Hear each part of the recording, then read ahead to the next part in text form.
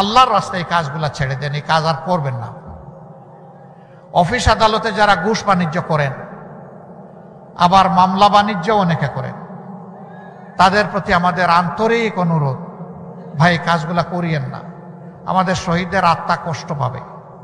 আর আমাদের জীবন্ত সন্তানেরা যারা শহীদ হওয়ার নিয়ত করে ঘর থেকে বের হয়ে রাস্তায় সেদিন লাখো লাখো সন্তান, কোটি কোটি সন্তান নেমেছিল, তারা অন্তরে বড় কষ্ট পাবে। তাদেরকে কষ্ট দেবেন না মেহেরবানি। তবে যদি আমাদের এই বিনয়ী অনুরোধ কেউ না মানে, তাহলে তাদের জেনে রাখা উচিত যুদ্ধ আমাদের শেষ হয়নি। আমাদের সন্তানেরা স্লোগান দিচ্ছে এখনো, আবু সাইদ মুগ্ধ, শেষ হয়নি যুদ্ধ। বেশ কিছুক্ষণ পরে আবার জবান ফুটিয়ে কেঁদে কেঁদে বলল, আমি তো 6 মাসের অন্তঃসত্ত্বা, আমার গর্ভের সন্তানের কি হবে? ও যখন দুনিয়া আসবে, মুখে যখন কথা ফুটবে, তখন বাবা ডাকবে কারে? সম্মানিত ভাইরা, এ মেয়েটাকে কি সান্ত্বনা দেওয়া যায় বলুন? তার প্রথম প্রশ্নের জবাব এইভাবে দেওয়ার চেষ্টা করেছি, মা, এখন থেকে তুমি এবং তোমার এই পরিবারের লোকগুলো আমাদের পরিবারের সদস্য। তোমার গর্ভের সন্তান দুনিয়াতে আসুক সুস্থ হালতে, আল্লাহ তোমাকে নেক আওলাদ দান করুন, দোয়া করি। এরপরে এই সন্তানকে আল্লাহ তাইয়্যিব হায়াত দিন, সেটাও দোয়া করি। ও যতদিন বড় না হবে, উপার্জন করার উপযুক্ত না হবে, মানুষের মতো মানুষ না হবে, ততদিন পর্যন্ত আমাদের সন্তান সন্ততি, আমাদের নাতি নাতনিরা যেভাবে বেড়ে উঠবে, যেভাবে শিক্ষা পাবে, যেভাবে খাবে, যেভাবে পড়বে, ইনশাল্লাহ তোমরাও সেভাবে থাকবা। চোখের ফুটা ফুটা পানি নিয়ে অনেকে হাজির হয়ে বলে, বাবা, আমার সন্তানটার কোনো খবর পেলাম না, অন্তত তার কবরের খবরটা পেলে মনে একটু সান্ত্বনা পেতাম যে আমার সন্তানটা অমুক জায়গায় ঘুমিয়ে আছে। আপনারা কি কোনো খবর জানেন? বলুন, এই মানুষগুলোকে কি সান্ত্বনা আমরা দিতে পারি? বাংলাদেশেও যাদেরকে খুন করা হয়েছে শুধু আল্লাহর জন্য, আল্লাহর দিনের জন্য, হক কথা বলার জন্য, মানুষের কল্যাণে কাজ করার জন্য, মহান মওলার দরবারে আরজ, হে রাব্বুল আলামিন, তুমি তাদেরকে মর্যাদাবান শহীদ হিসেবে কবুল করো। চ্যানেলটি সাবস্ক্রাইব করে আমাদের সঙ্গেই থাকুন। সম্মানিত কর্মী ভাইরা, রাজশাহীর ঐতিহাসিক এই মাদ্রাসা ময়দানে আমরা দীর্ঘক্ষণ যাবৎ যার কথা শোনার জন্য অধীর আগ্রহে অপেক্ষা করছি, এ পর্যায়ে আমাদের প্রাণ প্রিয় নেতার বক্তব্য, প্রধান অতিথির বক্তব্য পেশ করছেন বিশ্ব ইসলামী আন্দোলনের অন্যতম শীর্ষ নেতা, 36 জুলাই পরবর্তী বাংলাদেশের নতুনভাবে উজ্জীবিত জনগণের আশা আকাঙ্ক্ষার প্রতীক, যার কথা, কাজ, চিন্তা নতুনভাবে বাংলাদেশকে গড়তে জনগণ ঐক্যবদ্ধ হচ্ছে, বাংলাদেশের মানবিক নেতা আমিরে জামাত ডাক্তার শফিকুর রহমান এখন প্রধান অতিথির বক্তব্য রাখছেন। আমিরে জামাত ডাক্তার শফিকুর রহমান।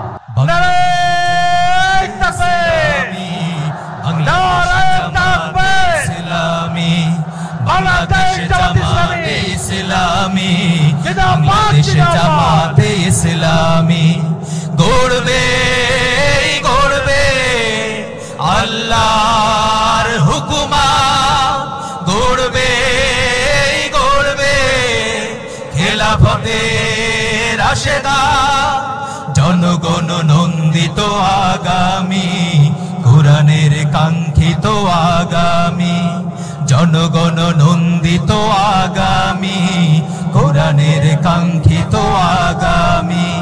বাংলাদেশে জামাতে ইসলামী, বাংলাদেশে জামাতে ইসলামী, বাংলাদেশে জামাতে ইসলামী, বাংলাদেশে জামাতে ইসলামী। আসসালামু আলাইকুম ওয়া রাহমাতুল্লাহ। আলহামদুলিল্লাহি রাব্বিল আলামিন, ওয়াসসালাতু ওয়াসসালামু আলা রাসূলিহিল কারীম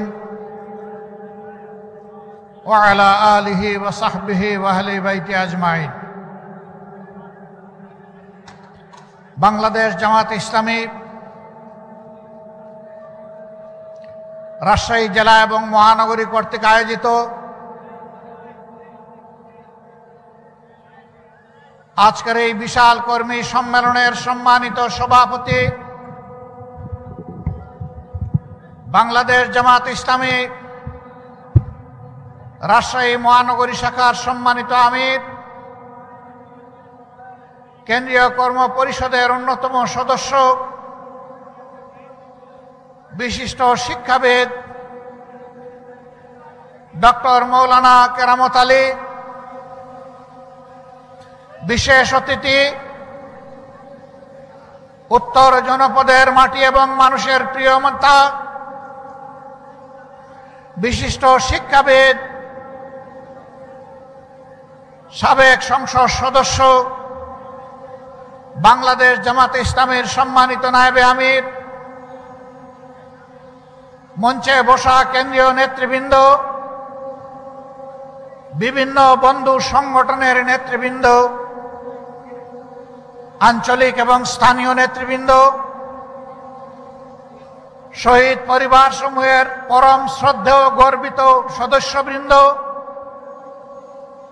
আমার সামনে উপস্থিত প্রিয় সহকর্মীবৃন্দ, সাংবাদিক ভাই এবং বন্ধুগণ, আল্লাহ সুবহানাহু ওয়া তাআলার শুকরিয়া আদায় করছি। দীর্ঘ 15.5 বছর যেই জাতির উপর একটি জগদ্দল পাথর, ফ্যাসিবাদের পাথর চেপে বসেছিল, মহান রব্বুল আলামিন গেল বছরের 5 আগস্ট তাদের জুলুমের কবল থেকে এই জাতিকে মুক্তি দান করেছেন। আমরা মহান মাবুদের এই জাতির প্রতি এই মেহেরবানির জন্য হৃদয় নিংড়ানো শুকরিয়া আদায় করছি, আলহামদুলিল্লাহ। প্রিয় সম্মানিত সহকর্মীবৃন্দ, মহান আল্লাহ রাব্বুল আলামিন মেহেরবানি করে আমাদেরকে এই বাংলাদেশে পয়দা করেছেন। এই বাংলাদেশ দল, ধর্ম, গোষ্ঠী নির্বিশেষে এটি আমাদের সকলের বাংলাদেশ। আল্লাহ রাব্বুল আলামিন জানা অজানা অসংখ্য সৃষ্টি মানব জাতির কল্যাণের জন্য পয়দা করেছেন, আর মানুষকে পয়দা করেছেন তার নির্ভেজাল গোলামের জন্যে। মানুষকে পয়দা করেছেন আল্লাহ তাআলার প্রতিনিধিত্ব করার জন্যে। গোলামি সকল জাতি করে, কিন্তু প্রতিনিধিত্বের জন্য মানুষ ছাড়া অন্য কাউকে আল্লাহ তাআলা নির্বাচন করেননি। এটি মহান রবের পক্ষ থেকে মানব জাতির প্রতি এক বিরল উপহার, এক সম্মান, যেই সম্মান আল্লাহর অন্য কোনো সৃষ্টির কপালে জুটেনি। এই মানব জাতি শুধু মানুষের কল্যাণের জন্য নয়, এই মানব জাতিকে আল্লাহ তাআলা সমস্ত সৃষ্টির কল্যাণে পয়দা করেছেন, সমস্ত সৃষ্টির শৃঙ্খলা বিধানের দায়িত্ব দিয়েছেন। এই জন্য প্রিয় নবী মুহাম্মদুর রাসূলুল্লাহ সাল্লাল্লাহু আলাইহি সাল্লাম রাব্বুল আলামিনের পক্ষ থেকে রাহমাতুল লিল আলামিন, আল্লাহ স্বয়ং রাব্বুল আলামিন আর তার প্রিয় নবীকে করেছেন সমস্ত সৃষ্টির জন্য রহমত। আল্লাহু আকবার। আমরা সেই নবীর উম্মত। এ আমাদের পরম সৌভাগ্য। যতদিন পর্যন্ত এই উম্মাহ এবং বিশ্ববাসী আল্লাহর আইন এবং রাসূল করিম সাল্লাল্লাহু আলাইহি সাল্লামের নেতৃত্বকে অনুসরণ করেছে, দুনিয়ার মানুষ সুখ, শান্তি, সম্মান, সমৃদ্ধি এবং সৌন্দর্যকে উপভোগ করেছে।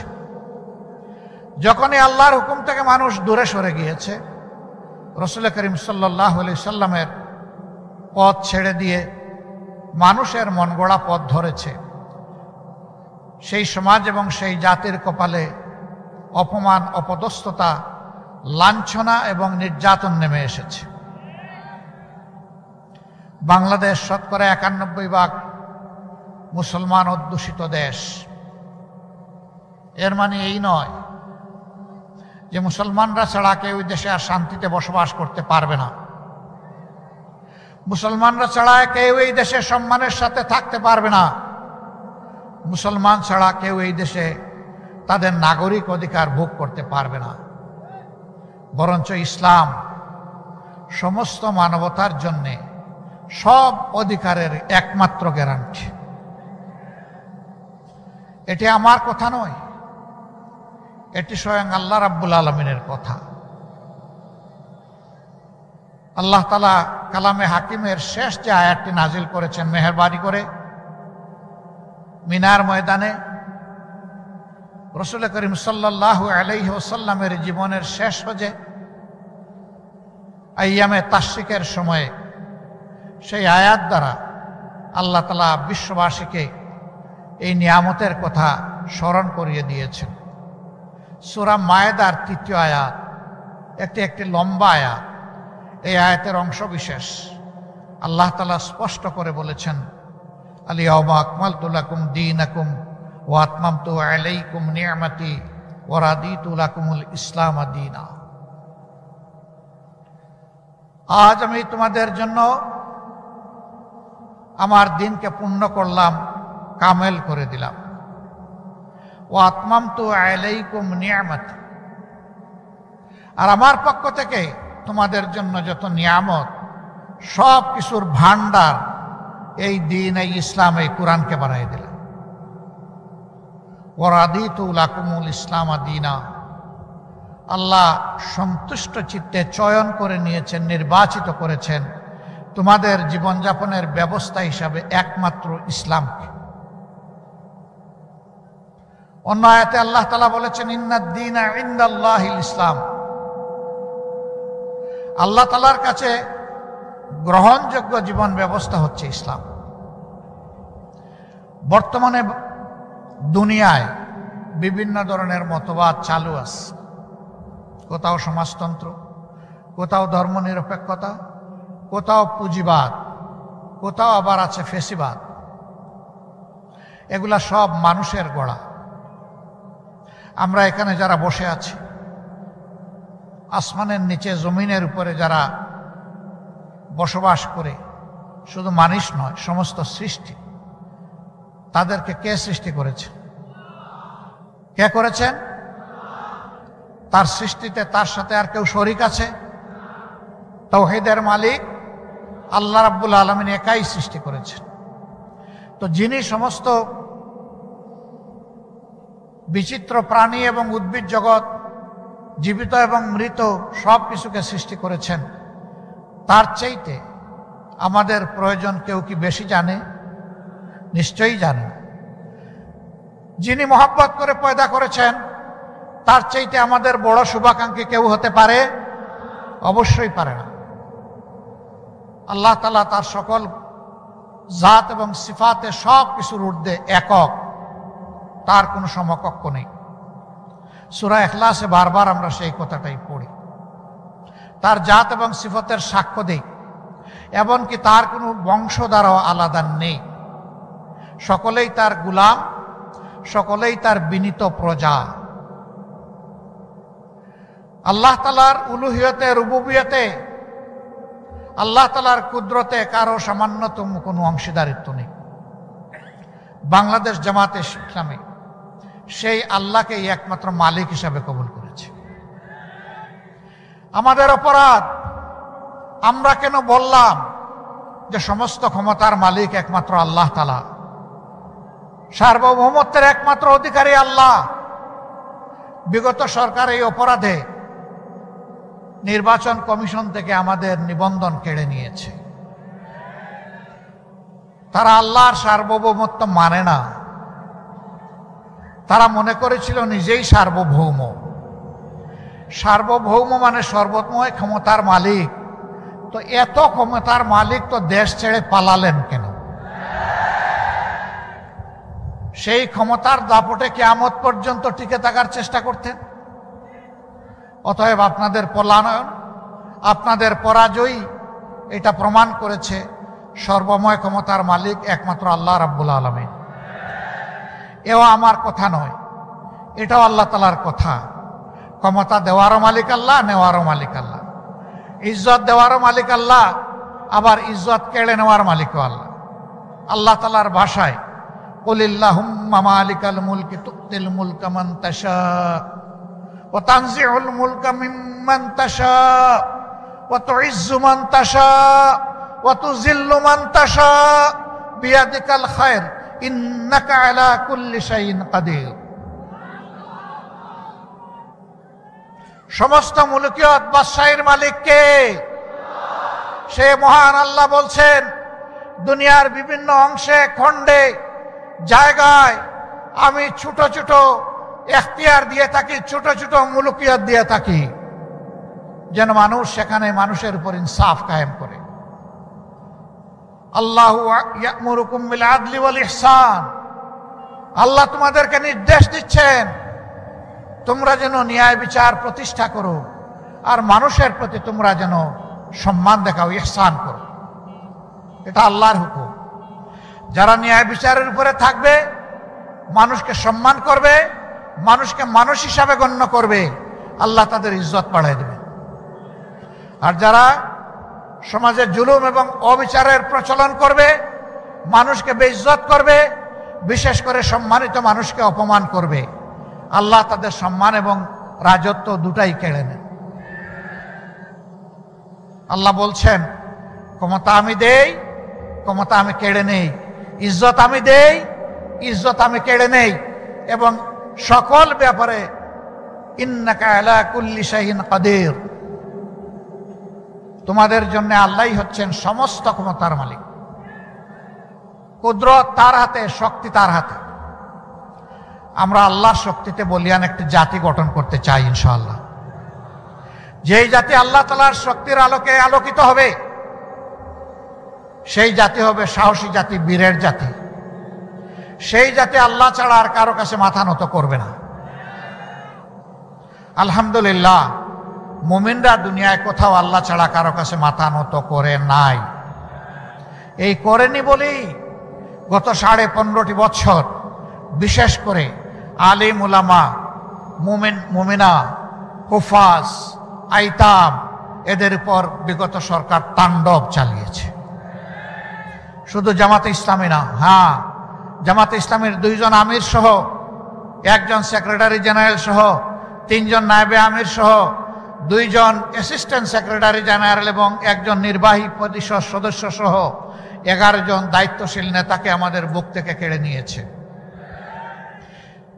অন্যায়ের প্রতিবাদ যারা করেছে, শত শত আমাদের সহকর্মীকে তারা খুন করেছে, অসংখ্য ভাই বোনকে গুম করেছে, পঙ্গু করেছে, আহত করেছে, তাদের চাকরি কেড়ে নিয়েছে, ভিটামাটি থেকে উচ্ছেদ করেছে, তাদের ব্যবসা তছনছ করে দিয়েছে, কাউকে দেশেও থাকতে দেয়নি।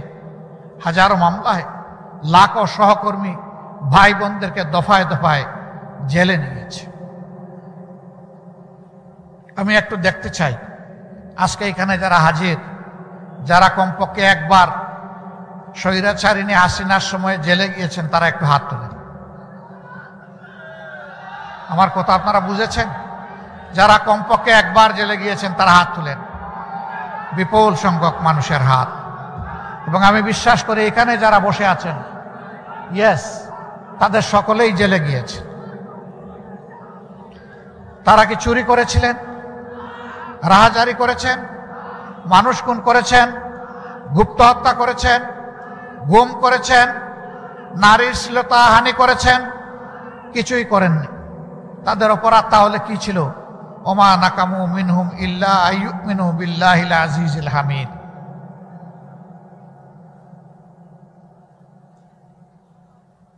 তৌহিদবাদী একদল মানুষ আরবের নাজরানে ছিল।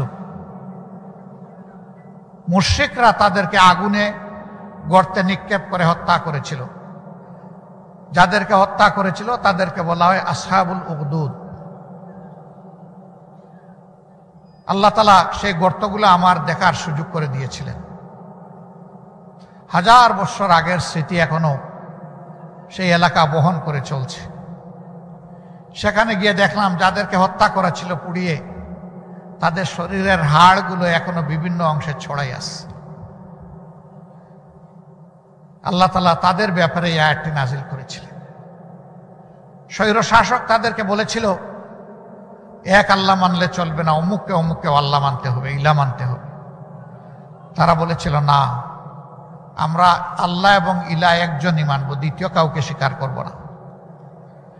এর জন্যই তাদের উপরে ঝাল মিটিয়েছিল। যারা মিটিয়েছিল ইতিহাসে তারা নিশ্চিহ্ন হয়ে গিয়েছে, অপদস্থ হয়ে। যাদেরকে আগুনে ফেলে হত্যা করেছিল আল্লাহ তাদেরকে কবুল করেছেন শহীদ হিসাবে। বাংলাদেশেও যাদেরকে খুন করা হয়েছে শুধু আল্লাহর জন্য, আল্লাহর দিনের জন্য, হক কথা বলার জন্য, মানুষের কল্যাণে কাজ করার জন্য, মহান মওলার দরবারে আরজ, হে রাব্বুল আলামিন, তুমি তাদেরকে মর্যাদাবান শহীদ হিসাবে কবুল করো। অনেকে জিন্দা শহীদ হয়ে আছে, হাত পা টুকরা টুকরা, 2টি নয়ন নষ্ট করে দিয়েছে, একটা চোখ ক্ষতিগ্রস্ত হয়েছে। আমাদের নেতৃবৃন্দকে ফাঁসির রশিতে ঝুলানো হয়েছে, বাকিদেরকে মৃত্যুর দিকে ঠেলে দেওয়া হয়েছে। আমরা এতে ব্যথিত নই। আমরা আল্লাহর দরবারে শুকর গুজার করি যদি আমাদের বাগানের এই শ্রেষ্ঠ ফুলগুলাকে আল্লাহ তাআলা শহীদ হিসাবে কবুল করেন। হে আল্লাহ, তুমি তোমার জান্নাতের বাগানের ফুল হিসাবে এগুলাকে কবুল করো। শুধু জামাতে ইসলামী নয়, ইসলামের জন্য, মানবতার জন্য যারাই জীবন দিয়েছেন আল্লাহ যেন তাদের সকলকে শহীদ হিসাবে কবুল করেন। আর আহত হয়ে, পঙ্গু হয়ে, এই কষ্টের জীবন নিয়ে যারা বেঁচে আছেন, মহান রবের দরবারে আরজ করি, রাব্বুল আলামিন, তোমার কুদরতের প্রশান্তির হাতটা তাদের সিনার উপরে বুলাইয়ে দাও, তাদেরকে সবরে জামিল আতা। সর্বশেষ 15.5 বছর একটানা খুন গুমের সংস্কৃতি চালিয়ে ওদের পিপাসা নিবারণ হয়নি। শেষ পর্যন্ত 24-এর 1 জুলাই থেকে 5ই আগস্ট এই সময়টা সারা বাংলাদেশে এরা মহাতাণ্ডব চালিয়েছে। কি বলেছিল আমাদের কলিজার টুকরা সন্তানেরা? কি এমন ছিল তাদের দাবি? তারা তো কারো গদি নিয়ে টান দেয়নি। তারা তাদের একটা ন্যায্য ছোট্ট দাবি নিয়ে রাস্তায় নেমেছিল। তারা বলেছিল, কোটা রাখেন, কিন্তু সেইটাকে যুক্তিসঙ্গত করে সংস্কার করে। সহ্য করল না, তাদের বিরুদ্ধে গুন্ডা বাহিনী, মুগর বাহিনীকে লেলিয়ে দিল। এই মুগর বাহিনী বিশ্ববিদ্যালয়গুলোতে ঢুকে ছেলেদেরকে তো পিটালোই, আমাদের কলিজার টুকরা মেয়েগুলাকেও পিটালো।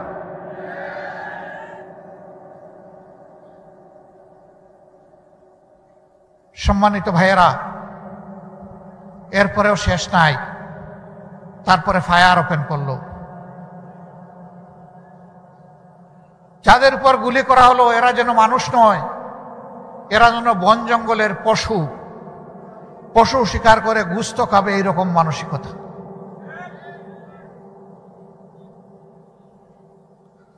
কতজন আদম সন্তানকে দুনিয়া থেকে বিদায় করা হয়েছে, সঠিক হিসাব দুনিয়ার কেউ দিতে পারবে না। আমরা যেখানেই একজন শহীদের খবর পেয়েছি, চেষ্টা করেছি তাদের প্রিয় পরিবারের কাছে ছুটে যেতে, সান্ত্বনা দিতে, দুঃখের অংশীদার হতে, তাদের কাছ থেকে দোয়া চাইতে, কারণ তারা পরম সৌভাগ্যবান। জাতিকে মুক্তির সংগ্রামে তার সন্তান, তার ছেলে, তার ভাই, তার স্বামী, তার পিতা নেতৃত্ব দিয়ে দুনিয়া থেকে বিদায় নিয়েছেন। তারা আমাদের কাছে জাতীয় সম্পদ, পরম সম্মানের পাত্র। কিন্তু আমরা সবার কাছে যেতে পারিনি, কারণ সবার খোঁজ আমরা পাইনি। আপনারা দেখেছেন আন্দোলনের শেষ দিনগুলোতে ইন্টারনেট বন্ধ করে দিয়ে সব কিছু অন্ধকারে রেখে অনেক লাশ গুম করা হয়েছে।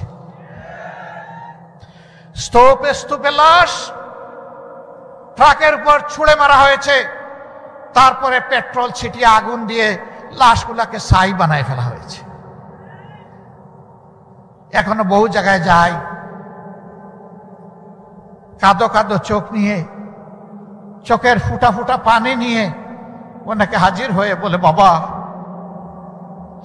আমার সন্তানটার কোনো খবর পেলাম না, অন্তত তার কবরের খবরটা পেলে মনে একটু সান্ত্বনা পেতাম যে আমার সন্তানটা অমুক জায়গায় ঘুমিয়ে আছে। আপনারা কি কোনো খবর জানেন? বলুন, এই মানুষগুলোকে কি সান্ত্বনা আমরা দিতে পারি? আমাদের কাছে সান্ত্বনা দেওয়ার মতো কোনো ভাষা থাকে না। আমরা সব ভাষা হারিয়ে ফেলি। তাদের সাথে আমাদের চোখ থেকেও তখন পানি ঝরে। আপনাদের এই শহরেরই গুলিপাড়ার একটা ছেলে, ওর নাম মিনারুল, গরিব পরিবারের সন্তান। বয়স কত হবে? 20-22 হবে। নারায়ণগঞ্জের একটা গার্মেন্টসে চাকরি করত। তার দুটো ভাই কষ্ট করে রিক্সা চালিয়ে সংসার চালায়। এই ছেলেটা আন্দোলনের সময় বাড়িতে এসেছিল। সে রাস্তায় নেমেছিল আন্দোলনকারী মানুষগুলোকে একটু পানি পান করাবে। কঠিন গরমের সময় একদিকে আগুন ভরা বুলেট আসতেছে, আরেকদিকে সূর্যের তাপ। হাতে কলসি নিয়ে, গ্লাস নিয়ে গিয়েছিল মানুষকে পানি খাওয়াবে। যখন কলসির পানি শেষ হয়ে গেল, কলসি ফেলে দিয়ে সেও আন্দোলনে শরিক হয়ে গেল। জালিমের বুলেট এসে তাকে এফুড় উফুড় করে দুনিয়াতে নিয়ে গেল। রাজশাহীতে এসেছিলাম তার পরিবারকে দেখতে। সেখানে গেলাম, তার মা, তার ভাইয়েরা এবং শহীদের স্ত্রী, তারা অত্যন্ত গুছিয়ে শালীনভাবেই আমাদের সামনে আসলেন। একে একে সবাইকে জিজ্ঞেস করলাম, কেউ কথা বলতে পারছে না, শুধুই কাঁদে। এই যুবতী মেয়েটাকে যখন জিজ্ঞেস করলাম, মা রে তুমি কেমন আছো? মেয়েটি জবাব দিলে, আলহামদুলিল্লাহ ভালো আছে। কিন্তু এই কিন্তু বলে কথা তার বন্ধ হয়ে গেল, আর কিছু বলতে পারে না। বেশ কিছুক্ষণ পরে আবার জবান ফুটিয়ে কেঁদে কেঁদে বলল, আমি তো 6 মাসের অন্তঃসত্ত্বা, আমার গর্ভের সন্তানের কি হবে? ও যখন দুনিয়া আসবে, মুখে যখন কথা ফুটবে, তখন বাবা ডাকবে কারে? সম্মানিত ভাইরা, এ মেয়েটাকে কি সান্ত্বনা দেওয়া যায় বলুন? তার প্রথম প্রশ্নের জবাব এইভাবে দেওয়ার চেষ্টা করেছি, মা এখন থেকে তুমি এবং তোমার এই পরিবারের লোকগুলো আমাদের পরিবারের সদস্য। তোমার গর্ভের সন্তান দুনিয়াতে আসুক সুস্থ হালতে, আল্লাহ তোমাকে নেক আওলাদ দান করুন, দোয়া করি। এরপরে এই সন্তানকে আল্লাহ তাইয়্যিব হায়াত দিন, সেটাও দোয়া করি। ও যতদিন বড় না হবে, উপার্জন করার উপযুক্ত না হবে, মানুষের মতো মানুষ না হবে, ততদিন পর্যন্ত আমাদের সন্তান সন্ততি, আমাদের নাতি নাতনিরা যেভাবে বেড়ে উঠবে, যেভাবে শিক্ষা পাবে, যেভাবে খাবে, যেভাবে পড়বে, ইনশাল্লাহ তোমরাও সেভাবে থাকবা। আমাদের কোনো শক্তি নাই, আমরা আল্লাহ তাআলার উপর মুতাওয়াক্কিল হয়ে এই দায়িত্ব নিয়েছিলাম। আলহামদুলিল্লাহ এই মেয়েটির গর্ভ থেকে আল্লাহ তাআলা তাকে একটা সন্তান দুনিয়ায় দান করেছেন। দোয়া করি আল্লাহ তাআলা তাকে তাইয়্যিব হায়াত দান করুন, বাপের মতো সে দিনের মুজাহিদ হোক। এর জন্মের সম্ভবত 2-2.5 মাস হয়ে গেছে, 4 মাস হয়ে গেছে। আমি এসে দেখতে পারিনি, আজকে যাবো ইনশাল্লাহ ওকে দেখতে। এটা আমাদের নৈতিক দায়িত্ব। এদের প্রতি এটা কোনো দয়া নয়, অনুকম্পা নয়। যারা রক্ত দিয়ে আজকের এই পরিবেশ আমাদেরকে দিয়ে গিয়েছে, তাদের কাছে আমরা এবং সারা জাতি ঋণী এবং কৃতজ্ঞ। এই ঋণের দায় আমাদেরকে আজীবন পরিশোধ করতে হবে শ্রদ্ধার সাথে। এরকম যত শহীদ বাংলাদেশে আছে, আমরা তাদের প্রতি কৃতজ্ঞ, আমরা তাদের কাছে ঋণী। সাংবাদিক বন্ধুরা আমাদেরকে প্রশ্ন করেছেন, আপনাদের দলের কতজন শহীদ হয়েছে? আমি বলেছি, যারা শহীদ হয়েছে আমরা তাদের দলের মানুষ, এবং যারা শহীদ হয়েছে তারা সবাই আমাদের দলের মানুষ। আমরা জামাতে ইসলামী হিসাবে আমাদের দল নয়, আমরা মানবজাতি হিসাবে আমাদের দল এবং মানবতাবাদী হিসাবে আমাদের দল। তাদেরকে কোনো দলীয় পরিচয়ে আমরা সংকীর্ণ পরিসরে নামাতে চাই না। তারা আমাদের জাতীয় সম্পদ, জাতীয় বীর। তাদেরকে মাথার উপরে শ্রদ্ধায় আমরা তুলে রাখতে চাই। তারা তো গেলেন, আত্মীয় স্বজন একটা সান্ত্বনা পেলেন, কিন্তু যারা পঙ্গু হয়ে বেঁচে আছে, সাভারের, মিরপুরের সিআরপিতে যারা আছে, বিভিন্ন হাসপাতালে যারা আছে, মেরুদণ্ড গুলিবিদ্ধ হয়ে, যাদের কারো 2টি পা, কারো 4টি পা অবশ হয়ে বিছনা থেকে উঠতে পারে না, বসতে পারে না, নিজের হাতে অনেকে তুলে খাবারটা খেতে পারে না। আল্লাহ তাআলা, ও প্রভু, তুমি এই জিন্দা শহীদগুলোকে কবুল করো। এদের জন্য উপকারী বন্ধু তুমি নিয়োগ করে দাও। বাকি জীবন কোনো না কোনো মানুষের উপর তাদের নির্ভর করতে হবে। মানুষের অন্তরে তাদের প্রতি শ্রদ্ধা এবং ভালোবাসা আল্লাহ তুমি পয়দা করে দাও। এরা বন্ধু আমাদের মানবিক জ্ঞান বলে। আল্লাহ তো মুর্দাকেও জিন্দা করতে পারেন, অসুস্থতায় সুস্থতার নিয়ামত দিতে পারেন, কিন্তু আমাদের মানবিক জ্ঞানে বলে এরা আর কখনো জীবনে উঠে বসতে পারবে না, হাঁটতে পারবে না। আবার আমাদের কলিজার টুকরা বুকের সন্তান, গুলি করে অনেকের 2টা চোখ অন্ধ করে ফেলা হয়েছে, দেখে না। আল্লাহ চোখ দিয়েছিলেন তার সৃষ্টির সৌন্দর্য দেখা এবং তার শুকরিয়া আদায় করার জন্য, কিন্তু জালিমরা তাদের 2টি চোখ কেড়ে নিয়েছে। এরাও আজীবনের জন্যে জীবন্ত লাশ হয়ে গেল, জীবন্ত শহীদ হয়ে গেল। আল্লাহ এদেরও সঙ্গী হোক। আমি হাসপাতালে 8 তারিখেই আগস্ট মাসের ঢাকার বিভিন্ন হাসপাতালে আহত বন্ধুদেরকে দেখতে গিয়েছিলাম। তাদের বেডের পাশে বসে জিজ্ঞেস করেছি, কেমন আছো তুমি? বলে যে আলহামদুলিল্লাহ ভালো আছি। দরাজ গলায় বলে, আলহামদুলিল্লাহ ভালো আছি। তোমার 1 হাত নেই, 1 পা নেই, কারো 2 পা নেই, তুমি ভালো আছো? বলে যে হ্যাঁ আলহামদুলিল্লাহ ভালো আছি। এত কষ্ট নিয়ে ভালো আছো কিভাবে? বলে যে কারণে রাস্তায় নেমেছিলাম আমাদের উদ্দেশ্য সফল হয়েছে। কি কারণে রাস্তায় নেমেছিলে?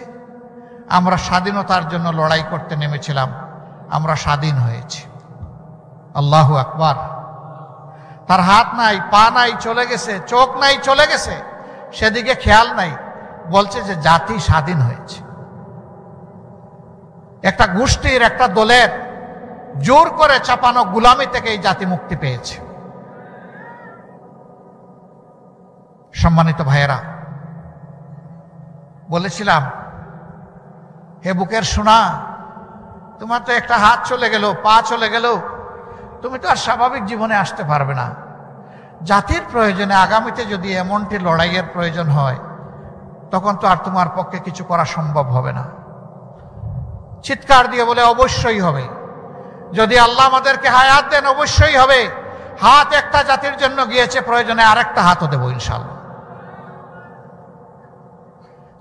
যে জাতির বীরেরা, সন্তানেরা এইরকম জাতির জন্যে জাতির স্বাধীনতার জন্যে, মানবতার জন্যে বীরের মতো গর্জন করতে পারে, ইনশাল্লাহ এই জাতির পর আর কোনো ষড়যন্ত্র বাস্তবায়ন হবে না। প্রিয় ভাইরা, 10 মাসের সন্তান কোলে মা নেমে এসেছিলেন রাস্তায়।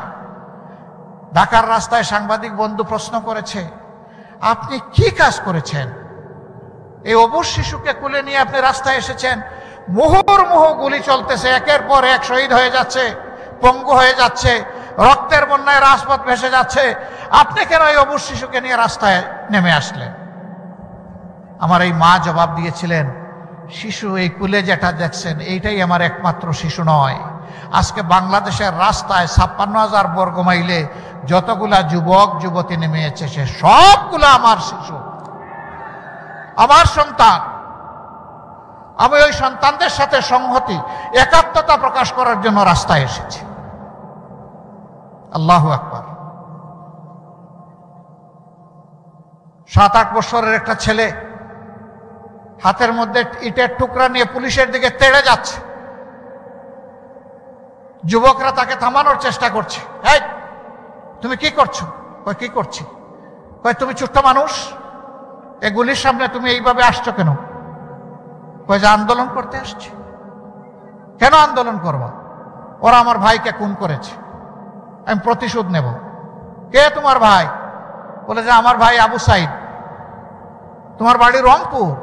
না, আমার বাড়ি ঢাকায়। তো আবু সাইদ তোমার ভাই হয় কিভাবে? কই যে জাতির মুক্তির জন্য লড়াই করেছে এবং জীবন দিয়েছে, সেই তো আমার ভাই। এই ছোট্ট শিশুটির মগজের মধ্যে, তার কণ্ঠের মধ্যে এই কথা কে দান করলেন? আল্লাহ রাব্বুল আলামিন। যুবকরা বলতেছে তুমি যাও, আমরা তোমার পক্ষে লড়াই করব। ঝাঁকুনি দিয়ে বলতে, ছাড়েন মিয়া, আপনার আন্দোলন আপনি করেন, আমার আন্দোলন আমাকে করতে দেন। এরপরে ওরা কৌতূহলবশত জিজ্ঞেস করেছে, তোমার মা বাবা আছেন?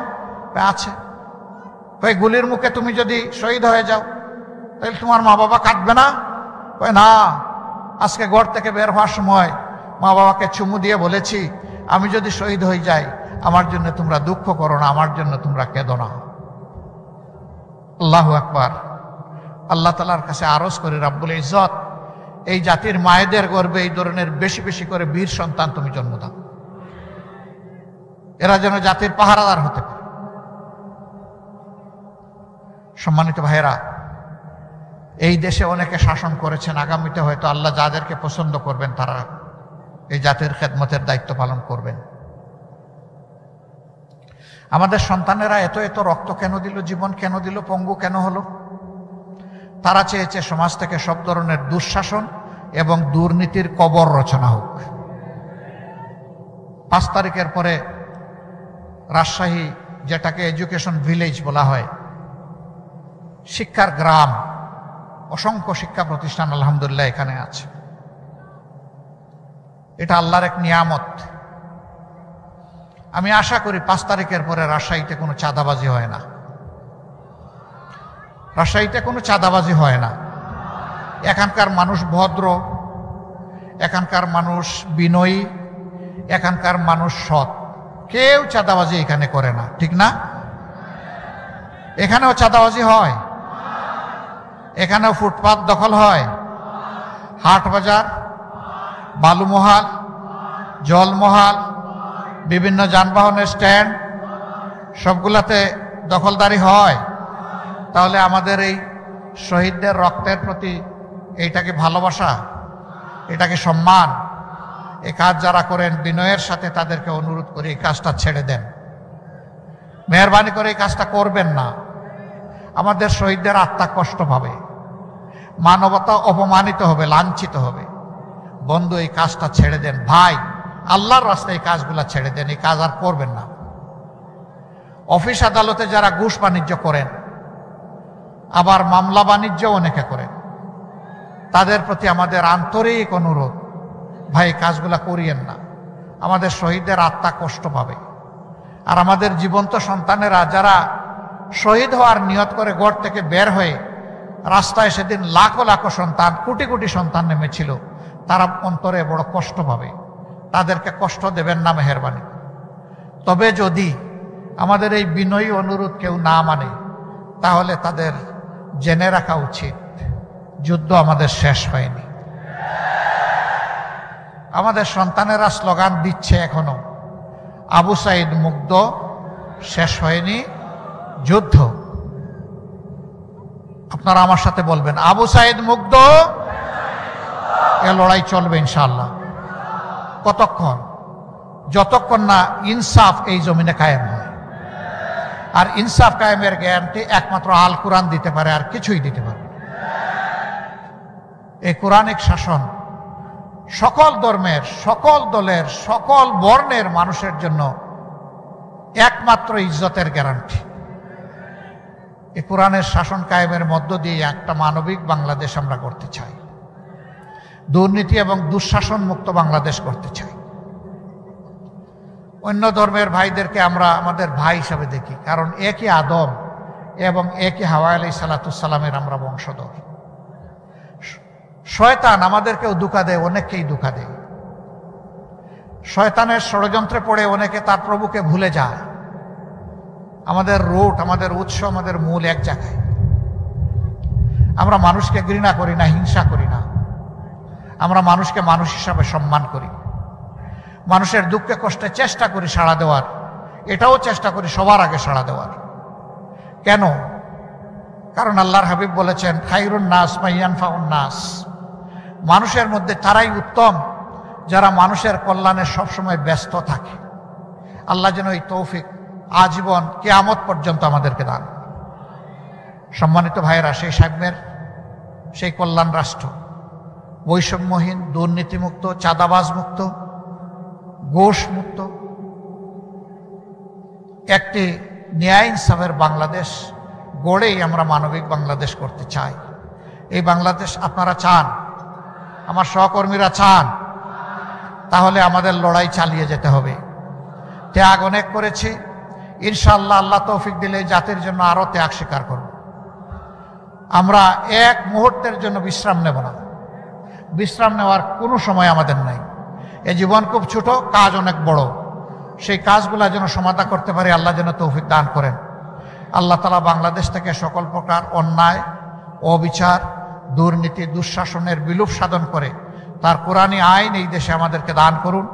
আর সেই আইনের এক একজন কর্মী হিসাবে আল্লাহ তাআলা আমাদেরকে তৌফিক দিন এবং কবুল করুন। আপনারা যারা এসেছেন আমাদের কথা শুনতে, নিশ্চয়ই ভালোবাসা নিয়ে এসেছেন। এই ভালোবাসা কার জন্যে? আবার বলুন, কার জন্য এই ভালোবাসা? একমাত্র আল্লাহ তাআলার জন্যে। আল্লাহ তাআলার দরবারে আরজ, হে প্রভু, আমাদের এই ভালোবাসাকে কবুল করো, আর এই ভালোবাসাকে তুমি জান্নাত পর্যন্ত পৌঁছে দিও। সবাইকে ধন্যবাদ। আসসালামু আলাইকুম ওয়া রাহমাতুল্লাহ। আল্লাহ হাফেজ। বাংলাদেশ জিন্দাবাদ। বাংলাদেশ জামাতে ইসলামী জিন্দাবাদ।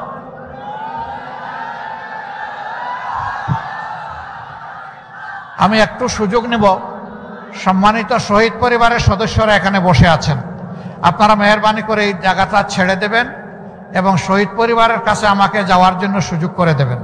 আসসালামু আলাইকুম। নারে তাকবীর, নারে তাকবীর। বাংলাদেশ জামাত ইসলামী